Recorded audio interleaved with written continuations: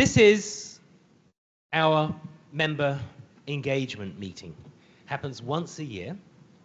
And I think all of you need to remember the word engagement, because the point is that we want you to contribute. We want to get your ideas, and we believe that the true value of having you here, having traveled all the way across the world to be here in person, is not to sit and listen, because to be honest, you can do that from your office. No, the point is that you need to engage. You need to ask questions, you need to challenge us, you need to challenge other people. So please do that. Now, on the subject of engagement, many of you know we've recently finalized our 3-year strategic plan. And thanks to a lot of you that have put effort into that, it's been an enormous amount of work from the team. The theme of the next 3 years, and you're going to hear a little bit more about this tomorrow, is resilience in a changing world. Tremendous focus on the word resilience. And we realize that the unique value of our product is really in its resilience. And this is something, regardless of carbon content, carbon intensity, the fact that we are a resilient fuel has enormous advantages, and we probably don't talk about it enough. So watch out for that. I won't say much more right now, but I'm happy to talk to you about it later in the week. But one of the other things that came out of that strategic review was we don't engage enough with our members. So this, of course, is something which we take to heart, and we want to see how we can do better. Now, it's great to see so many of you here, but I do have a question for you.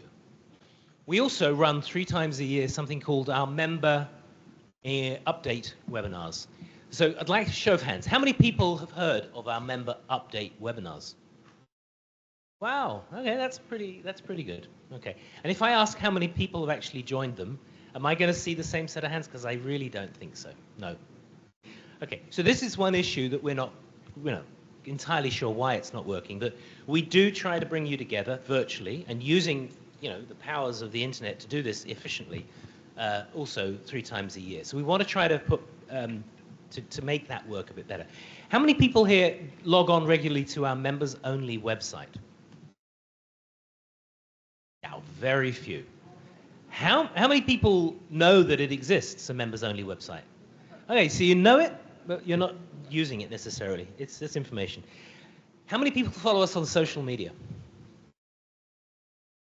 Okay, that's pretty much everybody. That's a good sign. Okay, this is just for my information. Alison, I'm sure you're picking up this as we go along, and you'll take note. Before we start getting into the main part of the meetings today, there is something else that I would like to acknowledge, and that is 10 years ago, we launched a network called Women in LPG. You may have seen some people walking around with badges with 10 on it. In 10 years, this network has brought together now over 4,000, principally women from across the world, in our sector, which is, I think, absolutely phenomenal. We have 14 national chapters, which in themselves all manage also networks of women in their countries. The network is growing, I think, really from strength to strength, and it adds immense value to what we do. So I won't say any more, but I would just like Alison and Nikki to stand up, and I would like a big round of applause to both of you for all the work that you've done on this. And there's a lot of women in LPG things happening this week, so do get involved and understand how you can contribute to that. So with that, I've probably run over my time, but I'd like to pass over to, I believe, Nikos, who will run us into the first session, to Aurelio. Aurelio. Oh, and actually, it's probably a miss of me. I should say also that this is a WLGA meeting. You have to adhere to our statutes on antitrust. That means we don't talk about volumes, company-specific information, and the meeting is recorded. With that, Aurelio, over to you. Thank you, James. Thank you for the invitation, for this opportunity. I would like to share with you the Ultragas safety journey. Safety is our top priority and also the core value in of the Ultragas strategy. I will highlight it to you the safety journey of Ultragas. We have committed with our goal, our target, our KPI is the lost time injury rate, and our target is reduction this KPI to below 0.5 by 2030. We started in 2021. That's the number, including the third parties. It's around more than 6,000 employees, Ultragas and the third parties. We saw a progress initially, but with a modest reduction in the KPI. However, the KPI was unstable.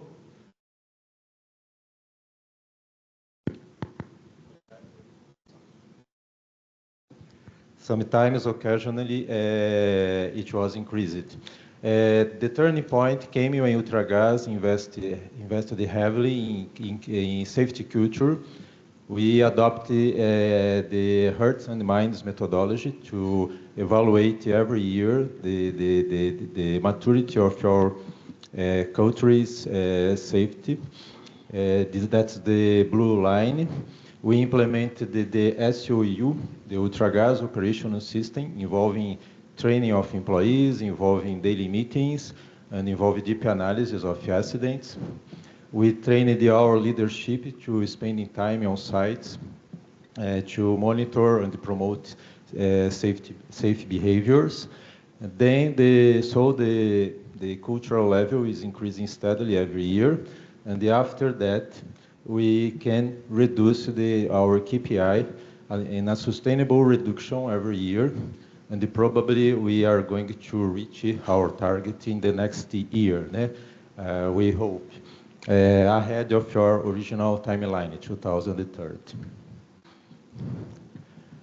The case that I would like to show here is the case of the logistics of the bobtails, the bulk market Ultragas. Ultragas has a particular attentive at this segment because we have a large network of trucks and the customer facilities across our country.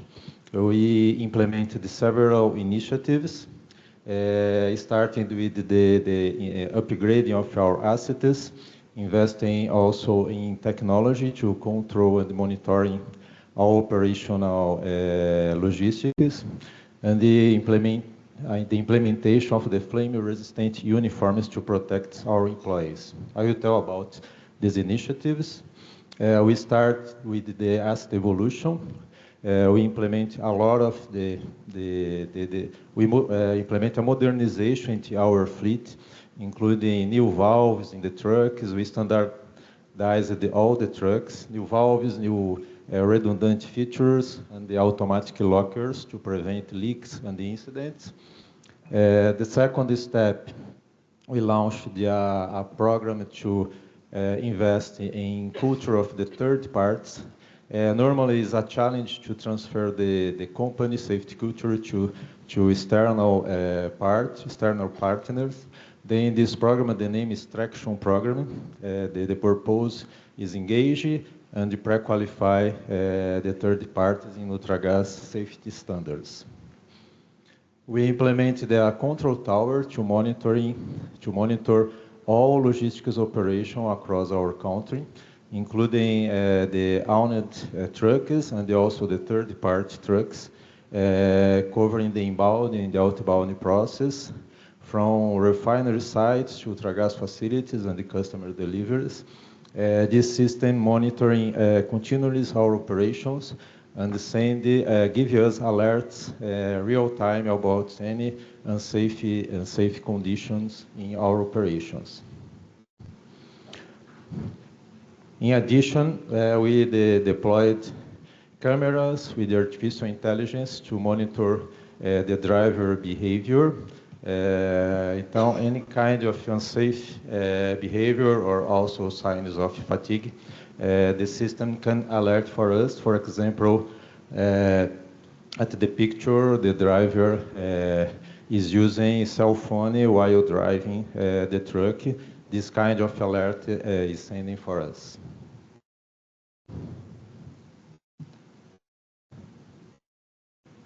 The results of these combined efforts were very good. We can reduce the number of incidents and the number of the quantity of the lost time in approximately 8%. We reduce also the speed alerts more than 90%. And also, very important, we improve the efficiency in our operations in 5%. It proves that a safe company is also a well-managed company. The safety and the efficiency can be managed together. That's all. Thank you very much for the opportunity.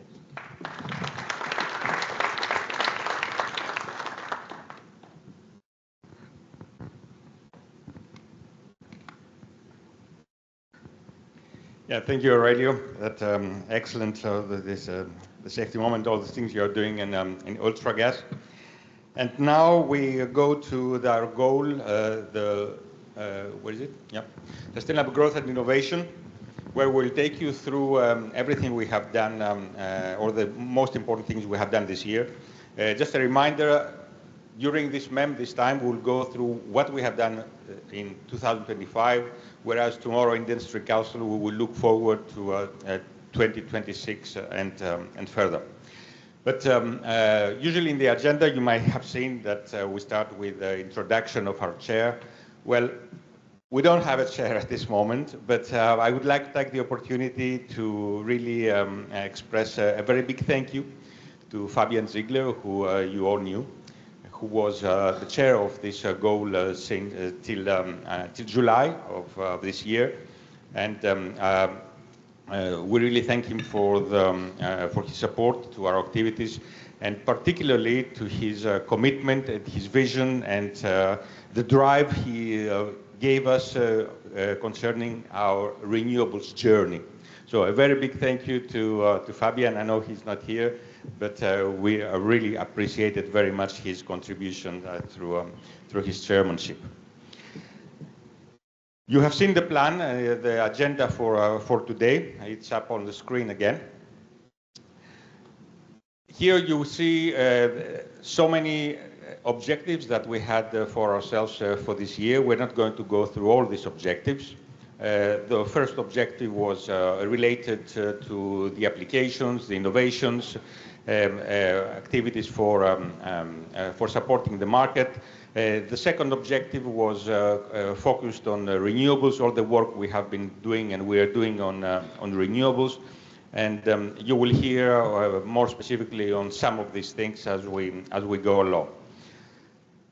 This is for the first part. You see that most of the things that were supposed to do, we have completed them.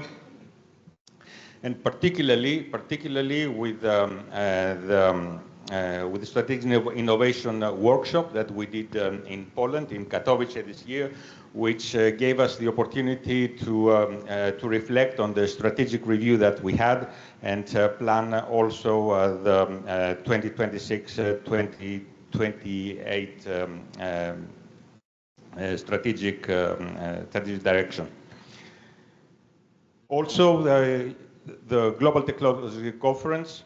Yeah, you will hear with this tomorrow. Excellent. It ran very well. Again, 29 submissions we had for this, and I hope you will all be with us tomorrow after lunchtime at 2:15 in the plenary room to hear all the newest from innovation that comes from our industry and for our industry. Now let's focus a bit how we did with our renewables activities. You know that our renewables activities were governed by the committee that we had, Industry Council on the top, Renewable Steering Committee, and then the two working groups that we have underneath.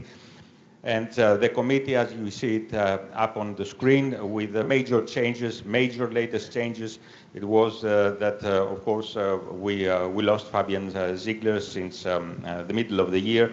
But we also had an additional member, Helga Linde, CCG, as we see at the bottom. A reminder, this is the committee that supports us not only in giving us the direction, but also with very, very important funding that allows us to run our projects. We did a lot of events, participations for the renewables, and my colleagues were actually present in these events. Here I would like for this one to pass the floor to my colleague Gore, who was present in the IEA, the round table. Golek. It's on, right? Yes, good morning, everyone. How many of you sitting here know about International Energy Agency? Please raise your hand. It's a popular institution. How many of you have, in the past, read a report from International Energy Agency?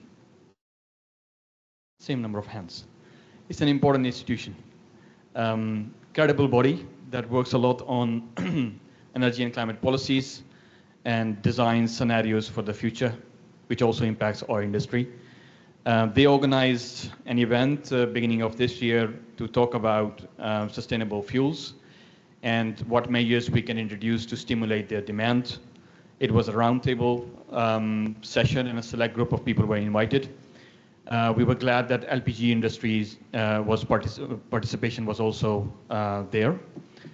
IEA is investing this effort to support Brazilians' COP30 presidency. To analyze sustainable fuel pathways and estimate how much of these molecules can be scaled up in the coming 10 years by 2035. And these insights will be captured in a report, which would then help the international community to translate those insights into concrete action plans and roadmaps. And these are some of the key takeaways from that session. Demand-side measures are very important, just such as mandates. And equally important are supply-side measures to give incentives to sustainable molecules to make them affordable for their mass deployment. Some of the key topics that were discussed were also including carbon accounting. There's a lot of misalignment when it comes to carbon accounting principles and also sustainability certification of green molecules. The methodologies are also not aligned between geographies.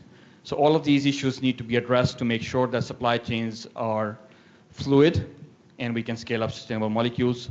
I think the usual suspects are ethanol, biomethane, SAF, renewable diesel, green hydrogen. So the fact that we were invited to have our perspective introduced to the rest of the group was really a step forward for WLGA. And WLGA has enjoyed in the past good relationships with the International Energy Agency when it comes to fossil LPG. And I think this was a right opportunity to start building relationships at the right level when it comes to renewable liquid gases. So that was the event with IEA in April. The other one was Biogas and Biomethane Summit. WLGA was invited to talk about the Pathways report, which we disseminated with our members last year, and also some of you who were in Cape Town. We also did a detailed session on that topic. It was in Amsterdam, 35 speakers, about 150 attendees. It was not a very big crowd, but people who were coming there were primarily from the gas industry and coming from the biomethane value chain. And when we explained to them that how big LPG consumption is globally, by comparing it with commercial aviation fuel use, they were taken aback. It's a surprise for them. Okay, that's how big LPG consumption is globally.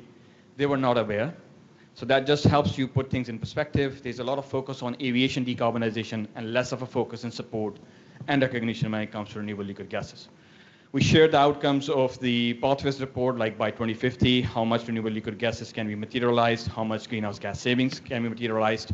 But one thing that I noticed is that even though we would compete with the gas industry when it comes to feedstocks and raw materials, there's a lot in common. And there's a lot of opportunity to join forces. Their positions are pretty similar when it comes to policies, when it comes to recognition of chain of custody matters, for example, mass balance book and claim. And also, I think there's new avenues that we can explore together when it comes to using biogas as a feedstock to make bio-LPG and bio-DME. And some of these folks from this industry, adjacent industry, are not just aware of this opportunity. So we need to actively reach out to them and make them aware that, we can work together. Thank you, Gaur. Another event, a major event which we participated was the India Energy Week. And there actually we organized a specific session which was dedicated to DME. I will not go through what was discussed or the agenda. I mean, you can see it. This gave us a good visibility in New Delhi, and we believe that it will continue this way, probably with the next India Energy Week in 2026. The other event that we participated, it was in IRENA Innovation Week, and my colleague Sinch was representing WLGA in this event. So Sinch. Okay. Thank you, Nikos. So IRENA is the International Renewable Energy Agency based out of Germany, and they are laser focused on renewables, renewable molecules, et cetera. And we've had a bit of a challenge, I'd say a bit of a challenge getting connected with them. But we've made it a goal that they are an organization we want to connect with and make them understand our industry and our fuel. And so we have built relationships throughout the organization with the key members. We got invited to their Innovation Week, which was held every other year. And it was, I think our presence was well received. If you pay attention to what's happening with a lot of the renewable advocates around the world, they're realizing that renewables will not work unless they come with availability, affordability, reliability. And fortunately, as an industry and with our fuel, we have the answer to that problem. And so our presence was well received. We've continued to build on it. James connected with Francesco La Camera at Clean Energy Ministerial last week, and we'll continue to develop that. Our ultimate goal is to develop a report with IRENA about our industry and how we're delivering renewable fuel and cleaner energy into the future. So that's all there is on that. Happy to talk more about that organization and how we are coordinating with them to advocate for our industry. Thank you, Sinch. Absolutely very important organization, IRENA, and we look forward getting closer together and producing also resources together. So this covered the part of the events that we were present. We're representing WLGA. And now we would like to go to the specifics of each renewable. You know, you have seen before, we have two renewable groups, the Working Group 1 and Working Group 2. The Working Group 1 is the one that treats with all renewables issues, and it is chaired by Gaur Mir from HHV, my colleague, who you heard before. So I would invite again Gaur to the floor to take us through what we have done in this Working Group 1 in 2025.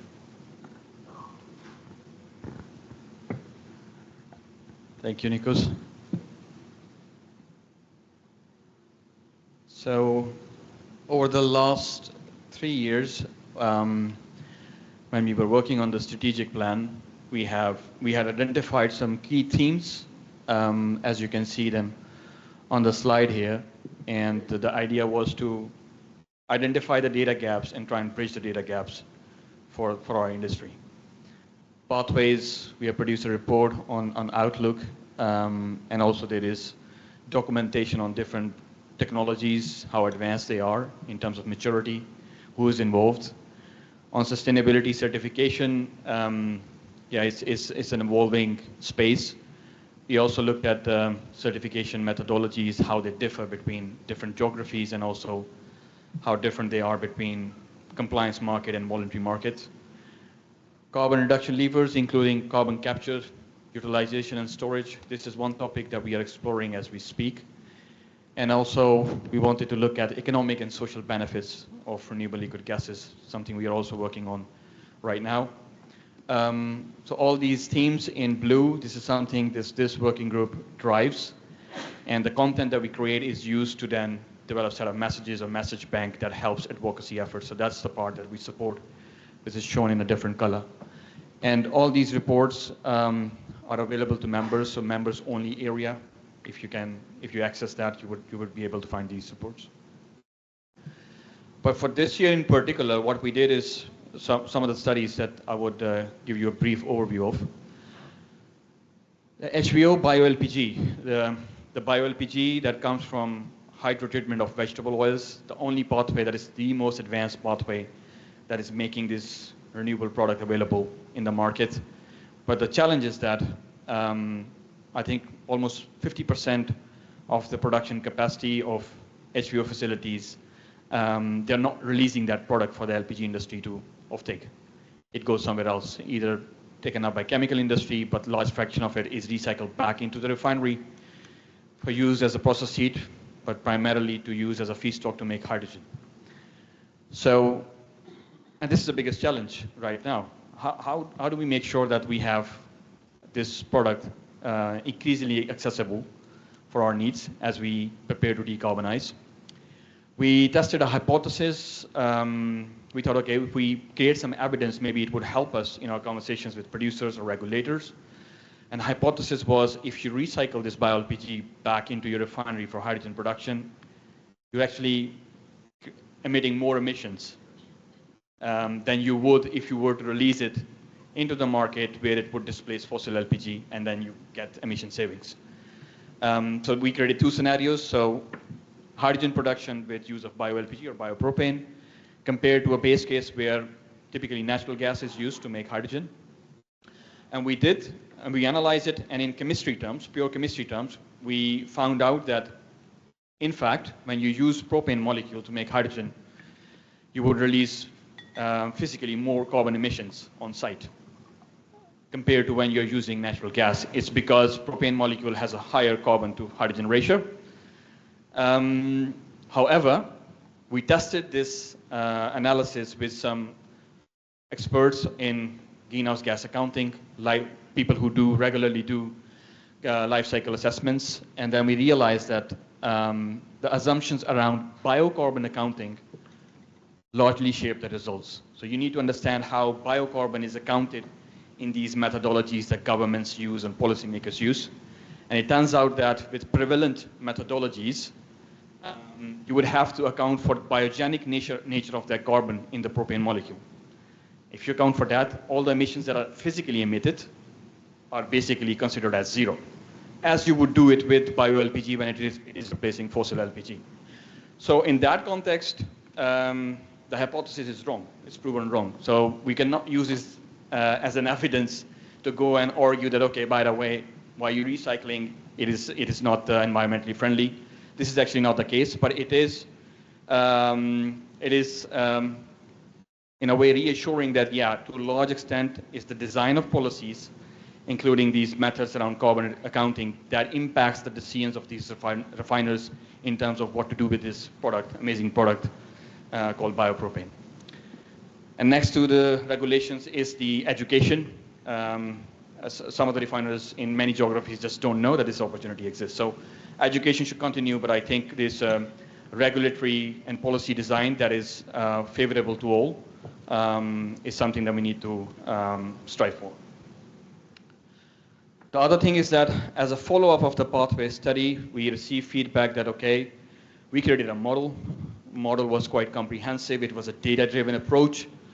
Can we retain that knowledge in-house? What if we were to tweak these assumptions and parameters ourselves and create new scenarios, because new data would come in, so that we don't have to go back and then start everything from the scratch?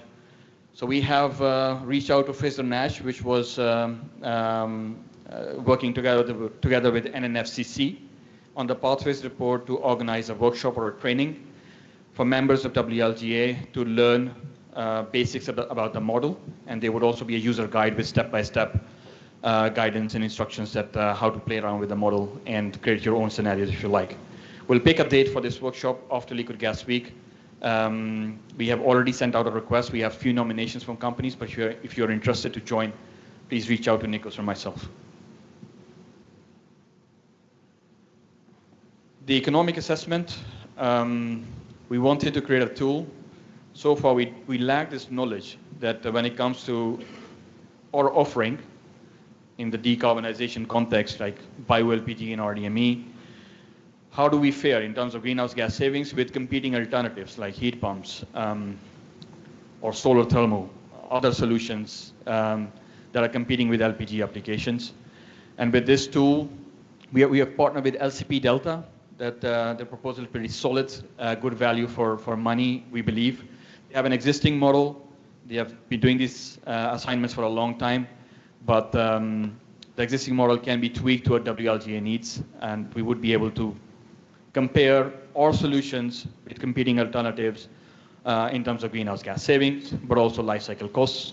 The tool has two versions. The advanced version also allows you for select geographies to see, given taxation or other subsidies, what is the ranking of different solutions. And then there is a version which members can use themselves with country-specific information and play around with this tool and inform their internal strategies and decisions when it comes to rolling out renewable liquid gases. The project has been kicked off. We believe that it can be concluded in 3 to 4 months, but unless there's some bottlenecks, which always happens, it can take longer. But this is work in progress. Other topic is carbon capture, utilization, and storage. It was put on hold a year and a half ago. We initiated it, but there were other priorities, and we wanted to stay focused. And we have delivered on those priorities. So that's why we are picking this topic again. We believe that when you talk about decarbonization, there are a lot of decarbonization levers with the potential to reduce carbon emissions of the industry and different timelines associated with them in terms of maturity of the solution to bring to market. We want to also understand some of these questions around CCUS technologies, and we have developed a preliminary proposal. Our first session where we discussed this preliminary proposal with a subgroup in our working group is scheduled for 6th of October.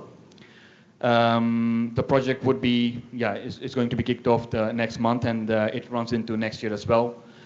That it's divided into different phases. In first 2 phases, we look at carbon capture technologies, the cost of carbon capture. In third phase, we also compare those costs with revenue streams, because when you capture the carbon, you can either put it underground or you can use it to make fuels, chemicals, and materials. So it's also a commodity that has a value. So costs and revenues need to be compared in different use cases under different contexts, policy contexts, to see if it makes economic sense for LPG industry to explore that further. So yeah, these were some of the things that we have worked on this year. But looking ahead, we continue to identify data gaps on renewable liquid gases and decarbonization levers. Some of the data gaps that we have bridged are listed here, but it's an evolving space that maybe there are more issues that would surface, and some of you are providing feedback in the WLGA's 3-year strategic plan. We take that as a guidance to inform our priorities. But we will recycle existing data and evidence to facilitate from WLGA platform more and more renewable liquid gas production and access. And we use this content to also generate insights and messages for our advocacy efforts as WLGA prepares to reach out to international energy institutions, which are quite influential. That's all from my side. Yeah, many thanks, Gaur. Excellent work, and a lot of work coming, of course, later, and in 2026 we'll talk about strategic plans on this. So having heard now about the working group 1, we pass to the working group 2, which is the one that deals with all the renewable LPG DME blends, renewable DME with LPG blends, but even somehow further. And Emmanuel Mandoretoni from DCC will take us through the work that was done in 2025. Hello, and thanks, Nikos.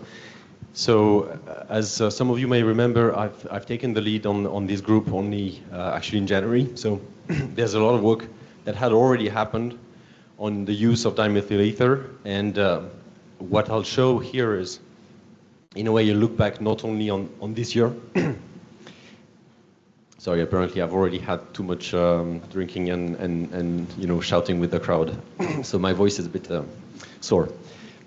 So you remember this idea of dimethyl ether working group. It's really about going from what appears as a nice idea. Why don't we use dimethyl ether? It is sort of the same to handle as LPG. So it's something that our industry will be able to do efficiently. It can provide more energy independence. It can provide carbon savings if we produce dimethyl ether from renewable sources.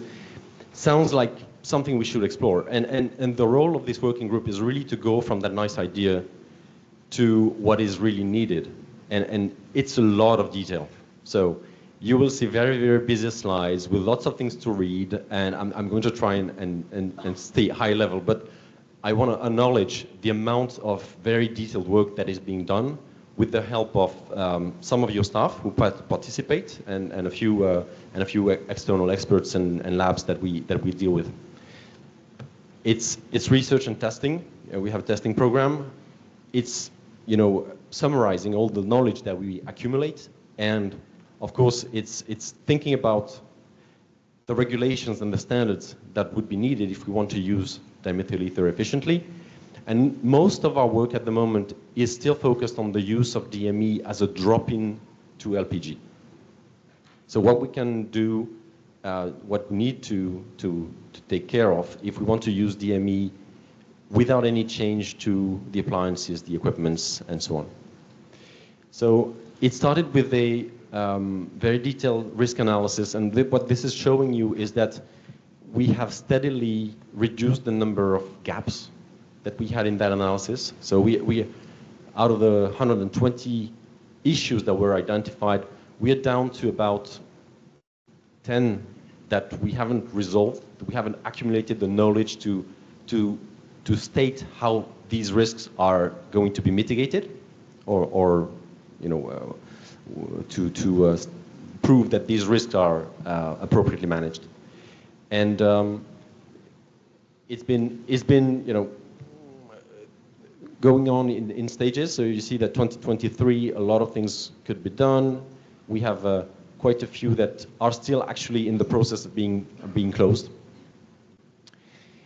Now, when we look at what we've established so far, there's a couple of ideas and areas and key things that can be mentioned. One is around materials, and we've accumulated a lot of evidence on how DME and LPG blends behave, how common materials can handle DME LPG blends, how would you manage your assets if you have the need to blend DME with LPG, how would it behave at the customer's end with the appliances, and we want to do a bit more. So we've got evidence on all of these. So this is on the LPG DME blend behavior. Just a reminder for everyone, it's very important. We talk about the drop-in blend, and with the evidence we have, we're saying we need to supply a blend with not more than 12% DME. When DME and LPG is blended, because they have different boiling points, and you take out product, especially in vapor phase, you'll tend to take more propane to start with. So the composition of the blend will change over time. How do we handle that? So we're saying you need to stay below 12% so that in the end, the appliances and the equipment at the customer end will never see more than 20% DME. And all our testing program is done at 20%. And so far, this has proven to sort of work. You know, it's taken a while for the team to get to that doctrine, but it's so far proven to work. But it's a bit of a challenge, of course, because composition changes over time. You know, by the way, if you have butane propane blends, that's also true, right? So that's for those who are really interested in the details, but feel free to ask us. A lot of materials have been tested. Either tested or we've researched in the literature the conditions for DME to be used with those materials. Now, what we've shown so far is with the 20% DME, 80% LPG blend, many materials which are commonly used in our industry are safe. Now, we want to do more. We are doing more. So we have testing ongoing with PE pipes, with liquid hoses. So this is not the material like the elastomer only, it's the hose with the assembled hose that we are testing, and we've got, as you can see on the screen, a couple of more of those that we want to do in the coming months, which we are prioritizing also on the basis of the results that we're getting from earlier tests. So there's quite a bit to keep us busy next year. Here again, it's a different area, it's the guidance. So out of the testing, out of the research that we have reviewed, we've produced actually a rather long list of documents now, just to summarize the knowledge and explain to members, potentially to technical committees that manage standards, what are the safe conditions for that people need to ensure. So you can see there's lots of questions. You know, how do you blend? If you have blending equipment? Can you expect to have stability of the blends? For example, in a bulk truck. How does DME will behave with the water that is present on site? There's lots of things that our experts have reviewed and that are established now. And then appliance, this is obviously critical. You know, how does it work for the customer? So we have especially a very extensive test program with appliances. It's conducted in a lab in France. It looks at burners, boilers, cook stoves, barbecues, and it's so far, you know, proving that this 20% DME level is indeed about the right limit for existing equipment as they are designed today. Other appliance testing is planned or ongoing in some countries, and the next big thing that we want to launch is testing of engines, which we expect to be done next year in a partnership with Horse, which is a JV of car manufacturers that are interested in autogas. That's about it for me, and I'll hand over to Nikos. But yeah, I hope it was enough to give you a sense that there's an awful lot of work. And again, thanks to all the guys who are contributing in terms of funding, but also in terms of their time and expertise from your companies.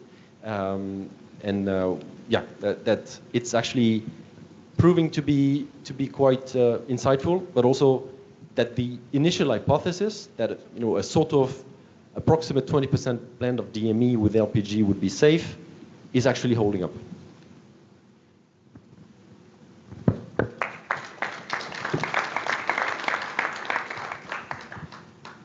Yep.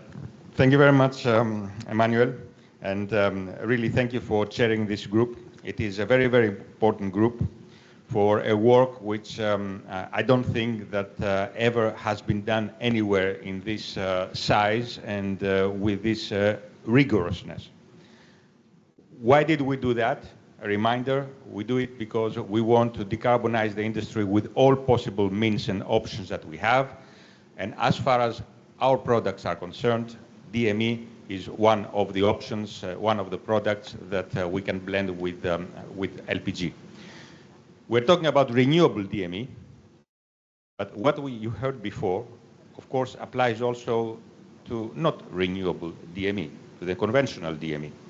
Because we know that there are some countries, there are some interests which they want DME for energy security reasons, and they are not really looking at the renewable aspect of the DME. So this work applies to both. And because DME is also so important for our portfolio and will be more important in the future in our plans, that's why we have put together, as you know, the Global Science Conference and the Global Science Council, which is the platform where we are looking for innovation, for technologies of producing renewable LPG and renewable DME. And you will be able to hear more about this when you are with us coming Friday So please be with us coming Friday in this hotel to hear all the newest about the technologies for producing renewable DME and renewable LPG. And here I would like to pass the floor again to my colleague Sinch to tell us about another very important work that we have been doing this year. So the floor is yours, Sinch. All right, thank you, Nikos. For those of you who were in Cape Town last year, we talked almost ad nauseum about decarbonization scenarios. We talked about the World Energy Outlook and how they've set up scenarios for energy in 2050 and how our industry can fit within those scenarios. So the outcome of that is now the Decarbonization Scenarios Report. It is a white paper that is on the members-only portal.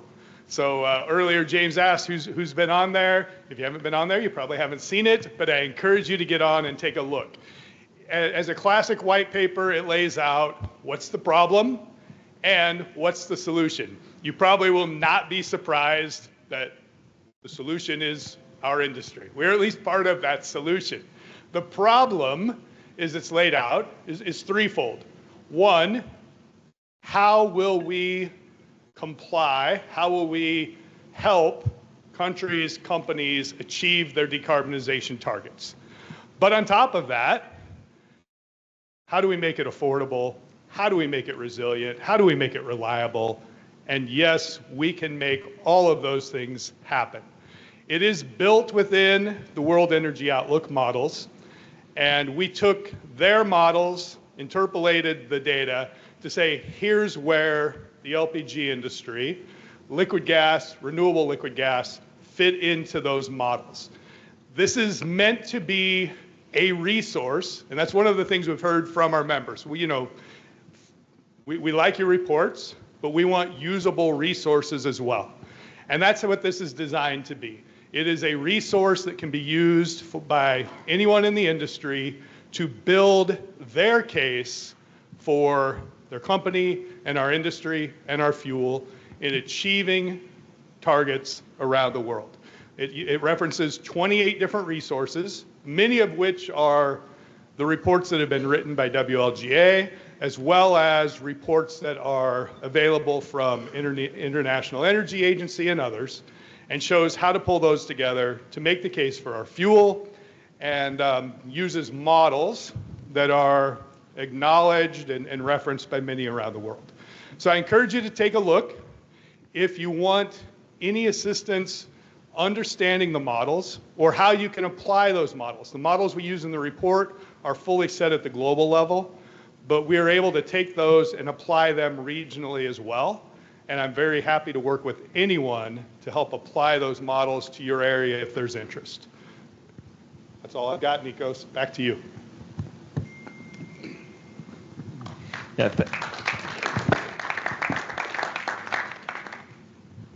Yes, thank you, Sinch. Very important work, and the more that we go into it, the more we'll be understanding, I think, and planning our directions.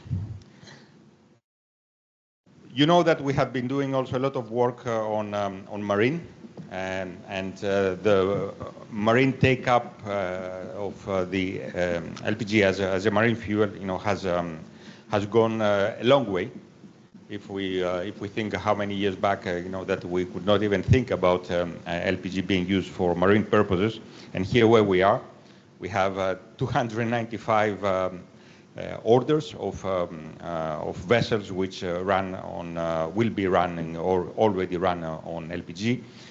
Amongst these, 18 ammonia carriers, which is very important now. Ammonia is picking up, as you know very well, and the product, the fuel for the ammonia carriers now it is LPG. Before, at some point, maybe it goes to ammonia through conversions. We have more than 185 vessels, ships on the water today running on LPG and getting all the experience, with the product. We have done a lot of other things. We have done promotional campaigns this year. We have been present in events to present the LPG case. We're working on reports, and we are trying to establish the LPG also in other segments because you know that for now it is only present in the LPG carriers with very important benefits, but only present in the LPG carriers. We have been trying to expand this to other segments. It is not easy, but we keep working on it. This is about an event that we were present in Green for Sea in the Athens Forum with our presentation, with discussion with the shareholders. So this will bring us now to the end, which I wanted to take 2-3 minutes just to explain what we have been doing for our planning of 2026 and 2028 and what we expect. You know that we started with a strategic review on the 3 years to come. We started earlier in the year, around April or March. We identified with your input, with your priorities, goals. We went through the objectives, the initiatives. Very recently also you were involved, many of you from the Industry Council, also to prioritization of these initiatives that we identified through our workshop that we did in Katowice. And we are putting now these things together for 2026 in the strategic plan. And we will come up with our plan, with specific plan 2026. Very important it was, and you will hear more about it tomorrow, whoever is in the Industry Council, the new method we used for identifying, for prioritizing our initiatives. And yes, this is what to expect now for the 3-year plan and for the 2026, which is in development. So that was all for the activities of SGI this year. And before I pass the floor to advocacy, are there any questions? Is there anything that you would like to ask? Something that we need to discuss more, maybe quickly? Yes. Good morning, Nikos. Rob Donaldson at Target. Question with regards to the DME. We've come in contact recently with, DME as an oxygenate is an issue in propane for the petrochemical market. So I'm curious, as we think about increasing the blends, seemingly it's more of a European focus, but has there been any discussion or engagement with the petrochemical industry for LPG or propane as a feedstock? And if not, I would suggest we put it on the list because as LPG tends to just show up and move around in systems, as low as content of DME in traditional propane, 20 to 30 ppm creates an issue for PDH plants, for example. So I think just something to put on the radar as we think about the increasing the potential use of DME in different markets, the facilities, the assets that are carrying, transporting, delivering LPG. If the DME component increases, it could become a pretty big issue for some of the petrochemical consumers. All right. Yes, it's a good point, and we'll put on our list, Rob, surely. We don't have it. We all know, I think, so much contact with the petrochemical industry and working together with the petrochemical industry, and this is something which I believe has been identified in this strategic review that we did, and we need to talk to them more, both to understand. But also maybe to pursue common projects together. Yeah, and we don't need to resolve it right now, but I think they're buying over a third of the waterborne LPG globally today, so it's a large component of the market. So yeah, no, absolutely, you're absolutely right. Yes, thank you. Any other question? Before we, Tucker. Nikos, just while we're here, no conversation in your notes today about propane or LPG and power generation. Yet, I would argue a decade from now, it could very well be one of the largest markets we serve. Well, can you just summarize for us maybe where you were working on everything from small distributed microgrids up to utility scale power? Yes, absolutely. No, you're quite right, Tucker. There was nothing in the program this year on power generation. Power generation is very, very important for us. We have, we have developed a lot of reports on power generation, but now we are on the part of advocacy And I think you will hear much more about power generation from Michael, from the advocacy section, and maybe also from Cinch. But no, the fact that it's not in the SGI doesn't mean that it's not in our radar. It's absolutely in, and it's very, very important. And I think Michael will talk about it. Right, Michael? Okay, so then I pass the floor to yourself, Michael. Okay, thank you.